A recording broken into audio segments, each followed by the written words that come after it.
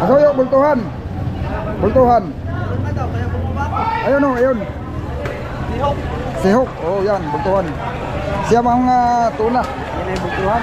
Ayun. Oh, yan po yung bultuhan. Ano doon sa isang bangka yung pumalaki. Ayun. Naroon sa sihok. Sihok, oh, sihok. Ito Ano na po yung pinakamalaki nyo nasukat? 44. Ha? 244. Centimeter ano po, sukat ninyo. Sa pit yun ay mga itkit na yun. Pit mic. Higit itkit. Yun ay, 240 lang isang... ay tinimbang po yun, hindi. Hindi tinimbang. Ano nakarata ito? May 260. Ano nakarata na yung mga 260 kilos. Yung itkit ang haba. Yun o. Bagay yung minsan na may ano ay, ang isa naman di pare-pareho. Mayroong mas maiksi ay mabigat. Meron tanda ko pagka yung mga sa beach, yung nilaklangan mo sa akin yung yun ang 200. Marami siguro yung mga nalalagot kagaya nung na. oh. Sayad ano. Yung ang ganay na nahuli namin sa Quinzilla ay noon na may wala pa kayong kuwan dito noon. Masyadong hindi pa active. O tapos ay kuwan. Yung ang haba ka Roger sa kuya ang kuwan ko din mga ililingkit. Yun ang 500. Gawa ng doon sa pinaglagyan namin. Hindi ka sa suda buligay. Nakatuon yung ulo tapos ay nakapanda yung buntot. Ay ang nagawa ng palti kay ililingkit. Yun, mga 600. Ililingkit ang ililingkit ang agwat ng palti kaya ay sagad-sagad siya. Kaya nga wala nagat ng... Oo. Ay noon ay kumpa. Wala pang kuwan. Talagang medyo aksidente din na pagkakahuli na yun. Akala na hindi na mahuhuli. Pinigilan na ng 5 tao yun. Pinarin ko na hindi nalagot. At sabi ko ba alalayan ninyo? Sige, matibay, makapahuli at matibay. Hindi na puputol. Tsaka na... Ay nagpahuli nga. Gagas kasi siya ng isa. Oo. Pegi daw pala, nasa siri lang. Ay nasa sibila. Ay nasa sibila. Pagkatalong mo, ay nagagasgas yung tamsi. Ay ang sinabitan dapat sa sibila balatlaang. Hindi na ito. Hindi na balatlaang yung mismong labi lang. Hindi na punit. Matibay. Ay nasasaktan. O hindi na punit. Walang tinamaan buto. Ay matibay. Hindi na lumuhang yung butas. Lumiwas ay hiniwa pa para lang matanggal. Makunat na. Makunat. Siguro ano. Uy, wala pang buwan na. Hindi pa nagsusukat. Hindi pa nagkukuha na. Wala pang programa. Yun mga amigo, mayroon nga palang magbababa ngayon ng giant tuna, yung bultuhan. Napakalaking pusing yun. Ano yan mga amigo, sabi nung kaibigan natin dyan, mga taga Europe Fisheries, ano daw yan? Yan daw ang tinatawag dito na Bluefin Pacific. Kasi yung bluefin, dalawang klase yan, mayroong Bluefin Atlantic, yung Bluefin Pacific, yun siyempre nasa Pacific tayo, yun yung nahuli. Magkaiba ng kulay yan.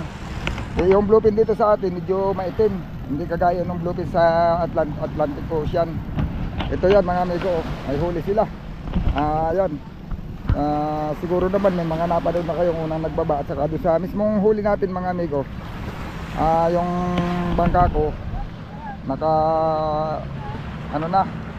naka 5 beses na ako nakahuli ng ganyan, pero hindi lahat yun may content tayo sa video kasi nung yung unang nahuli ko niya na 2 piraso, ano pa yun, wala pang hindi pa ako nagba-vlog. Ayun, ito yan, kasabay namin lumaot mga amigo. Yan daw ay 9 na piraso yung big tuna nilang huli, tapos mayroon silang isang giant tuna. Yan, ngayon sila dumating, kami kahapon, pero nung umalis kami dito, magkasabay lang kami umalis. Bali halos nauna lang, mga 14 days sila sa laot, kami naman 13 days. Yon, abangan natin yung pagbababa nila ng giant tuna. Yan, ang binababa pa lang nila ngayon, yung kagaya din ng huli namin na binaba din namin. Ayan, mga amigo, mga big tuna. Ayun, kanina hindi na ako nakapag video doon sa pinagbababaan. Pinagtutusukan nila yung isda, tinitester nila. Magagandang isda ngayon dito sa amin, karamihan na pang sashimi talaga, mga pang sashimi. Yan mga amigo, ano, may panahon daw na sabi nila mahihina ang laman ng isda. Ibig sabihin, kahit inaalagaan mo ng maigi yan, may panahon talaga na ang isda parang medyo payat. Yan, mabuti naman ngayon mga amigo. At magaganda pala. Yun, yung bumili nga ng isda ko ngayon mga amigo, hindi na raw nila tinusok. Ay dadirect na nila. Kung bagaman sabi, halos sigurado na. Ayun, subok naman na nila. Lagi sila nakakakuha ng isda ko. Kaya mga amigo, ano na, kung bagaman subok na nila yung isda ko kung napabayaan ba sa yelo o hindi. O medyo, kasi pag yung iba kasi mayroong mga ibang mga amigo na kuwan, yung isda nila pag nahuli hindi nila agad ipinapasok sa yelo. Inaabot pa ng mga isa hanggang mahigit pa isang oras bago nila ipasok. Yun, nagkakadeferensya ang laman nun mga, kahit maalagaan pa nila sa yelo yun, pagka hindi pinasok agad, napangit. Ito, siyam na pirasong big tuna.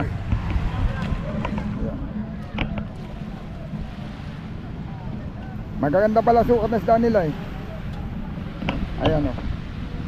Pag gusto nyo makapanood ng mga giant tuna, ilan na bang nai-upload mo? Aba, ang giant tuna natin na-upload ay 6 lang. Oo, halos maraming nadating ano. Oo, ay tapos may nalampasan tayo. Oo, yan si kay Ralph TV. Tama? Raps TV Vlog. Oh, Raps TV Vlog. Yan. May nalampasan tayong mga 5 bultuhan. Na hindi na namin yun na-aktuhan ano. O ayan o. Oh, gaganda na sukat. Ang laki. Puro pasok talaga. Siyam na piraso daw yan. Ganyan sana. Oo. Yun kasi ako mga amigo, hindi naman ako bihira ako makapag-vlog dito. Nagkataon lang na nakasabay namin pagbababa ng isda. Papakita ko na rin sa inyo kung gano'ng kalaking bultuhan gawa ng yung aming lagot hindi nahuli. may yung nakapagbaba na kami ng isda namin yung yung Release. yung giant tuna, mayroon din sana kami. Kumain ni alas 6 ng hapon. Alas 9 nalagot. Yan mga amigo, binubuhat na yata. Hindi. Binubuhat na parang Edwin, parang hindi naman kalakayan pala. Hindi kalakayan. Parang maliit lang. Baka yan hindi abot na 200. Malalaman natin lalo yan pag dito na. Parang hindi abot ng 200. Ayan o. Timbang naman yan eh. Mayroon sila dyan, kaya ngayon. Michael, meron. Kahapon, natimbang nga yung dalawa kahapon. 180 yung isa 170. Ay kasi hindi naman siyang bibili. Yata. Ay baka hindi dalhin yung timbangan niya. Bakit paghihiramin, hindi ba pahiram lang niya? Paghihiramin. Oo, kaya. Pahiram lang yun. Pag may manghihiram.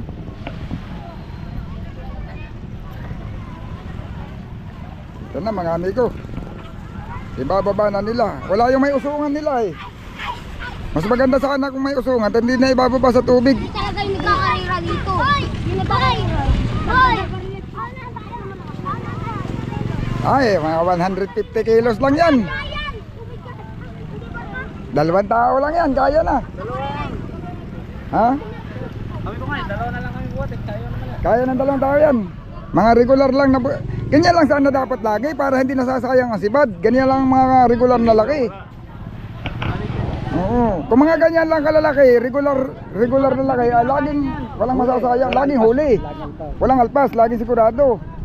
Ay yung iba naman oversize na eh, kaya hirap ulihin. Magka 500 na. Isang oras nga lang yan. Oo. Tama din sa huli. Hindi naman pala kalaki yan. Katamtaman lang. Hindi kaya nahuli mo. Oo, ayun. Ayun, nahuli ko. Ano yun? 6 na tao. Nangangatog ang tuhod nun. Tapos yung binaba ko doon sa may rosas, Yun na nga. ay ginamitan nila ang 2 kawayan. Yung bandang dulo ng kawayan ginamit. Pag buhat, bali. Dulo ba naman ang ginamit? Ayun, oh. Ganyan lang sana, katamtaman. Oh. Ganyan lang sana kalalaki. Dala-dala pa yung apo. Ayun yung apo sa uli. Ayun, oh.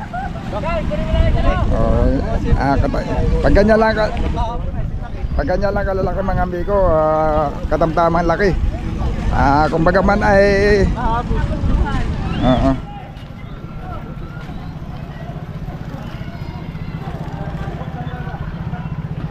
saan baga ito? Ayun, oh.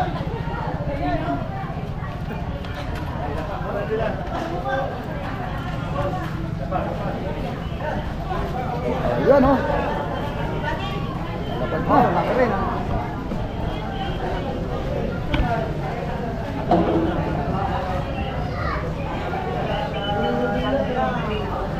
Ulit namin na solay. Dito. Sa tagsa mo doon sa mga ibang na-vlog nyo. Sa mga 150 lang to. Mga 150. Mas malalaki yung nauna no? Malaki yung kahapon. Oo. Ulit lang. Sukat. Di ba? Mamaya. Sukat. Yan, 196 lang. Mas mababa yun siya eh. Oh, iyo. Mababa yun, 196. Bali 6.7? 196. 1, 2, 3, 4, 5. Sa centimeter lang. Oo. 6 point 6 feet and 5 6 feet and 5 inches. 196. 6 feet naman. 6 feet 5 inches. Wala, 196. 5 feet and for 1, 2, 3, 4, 5. Oh, 6 feet and 5 inches. Oh. 6 feet and 5 inches. Yung nahuli namin noon, 55. yung na 155. oh. Yung nahuli namin noon 7.5 feet yun. Oh.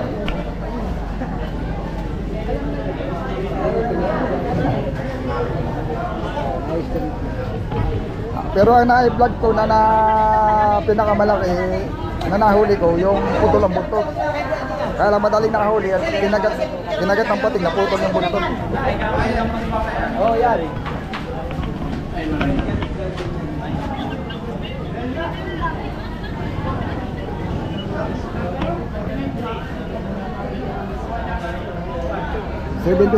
Kan?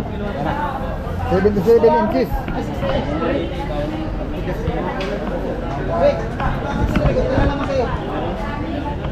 Seven inches. Ang haba.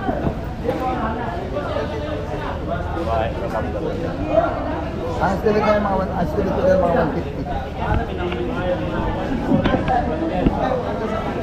Hindi na, mahigit naman. Gawa na kami nakahuli na ako ng nakahuli ako ng 90 kilos. Malaki ang kalakahan nito. Makakaya na yan mga 150. 140 o pwede hanggang 150. 140, 150. Pero baka hindi na rin mababas. May tibangan kaya sila, wala. Hindi, pag may dalawang sandaanan, pwede ipatong to. Oo. May makmak. Hindi malalaman gawin ang kilo. Oo. Dalawang sandaanan, pwede itong ipatong. Ha? Isa yata, dalawa yata sandaanan na eh.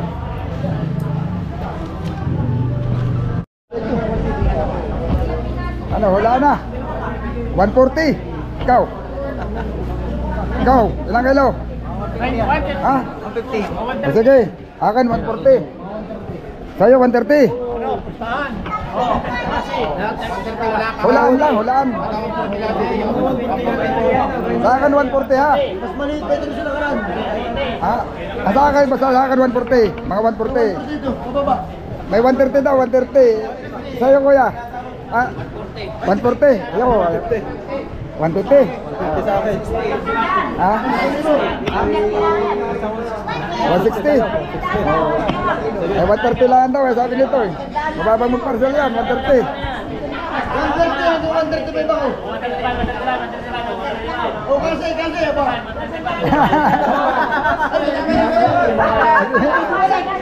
Ano ba, nagano ka? Ikaw ang bayaran mo. Hindi ako sasali dyan, ako'y kasali lang sa hula, bahala kayo.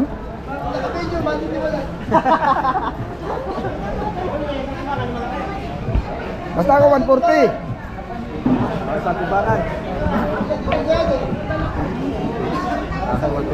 Kasi pa kayo. Go, ano? Ano, magkakaalam na. Kasi nung magaling magparsyal. Ano, pusta kayo yan? 140 yan, may 130, may 150. Ako nga 140, ang dami ang 140. Para yata mananalo ako. Parang tama yata ang 140. Marami ang 140 eh, malamang 140 yan. Oh, patong. Magkakaroon. Hindi yan naabot ng 140 pataas. 140. Masakat din na kayo na yan. Oh, parang talo 140 ah. Parang talo yung 140 dito ah. Parang 130 lang ah. Oh, hindi natin nakita yung timbang. 140 damo. Ilan? Oh. 141 ah! Dali baga. 141. Isang kilo lang. Isang obra. Isang kilo lang ang sobra doon sa akin. Oh, 141. Oo, 140. Nakita ko yung kay 126 ay counting natin lang alak na na. Oo, 126 kilos. Oo. Ayan. Malaki yan. Malaki. Oo, sabi ko eh, 140 ay.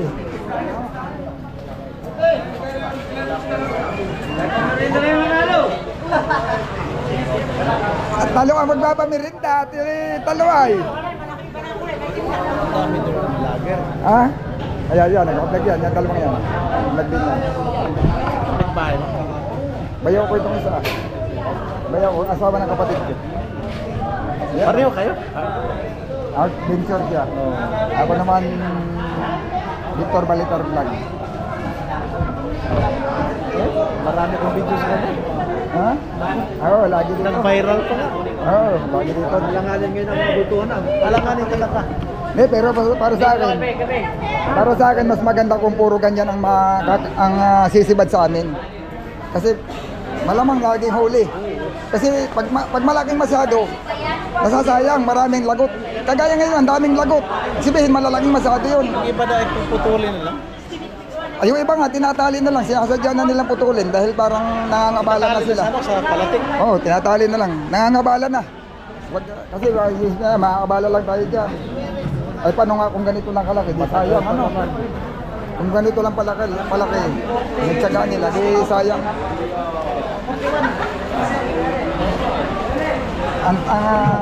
Sa pag-aaral ng mga bipat, yan daw ay Bluefin Pacific. Oh, yun ang bluefin na totoo. Kasi yung nakikita natin sa YouTube na madidilaw din na parang tuna natin dito. Napakamahal pa naman yan. Bluefin Atlantic daw yun, yung mga may madidilaw talaga. Atlantic daw yun. Magkaiba pala yung bluefin nila tsaka sa atin. Yung kanila talagang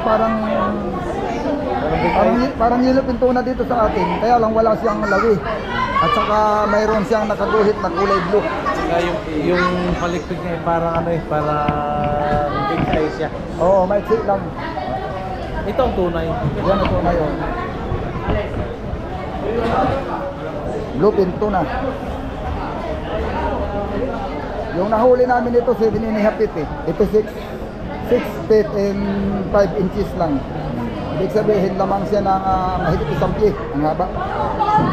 Saka maliit talaga yung katawan ito. Ayan.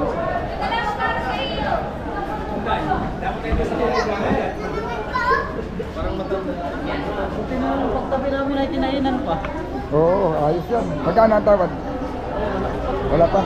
Hindi pa mapresyohan. Ano?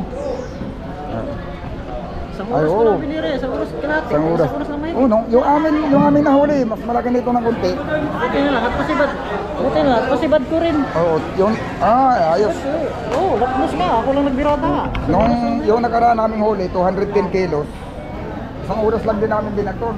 Kaya lang, parang nilaban na sige, kaya yan ang gayon. Parang katapangan lang ba? Katapangan lang pagbira. Yung lagot-on lagot. Nagkabay ko na kasi yan. Nagdong. Lagot-on lagot. Pagdating ko sa panintro, nakita ko ba, iba ito hindi malaki. Oo. Kasi nagbitaw kami, maya-maya. Yung pinipigilan ko na, yun. Ano na siya, yung